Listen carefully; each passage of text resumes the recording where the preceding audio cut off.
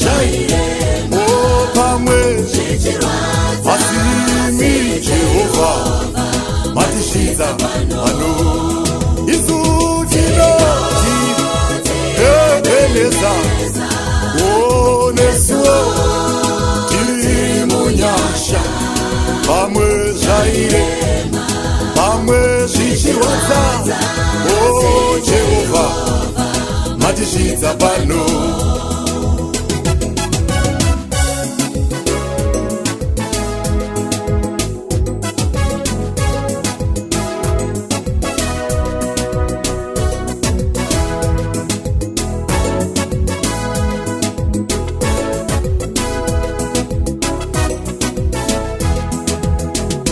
asitoti mururu kumatenga tine mufaro wakawedzerwa shei munhu wese tambaiwe munhu wese imbaiwe iti Jehovha matisvitsa pano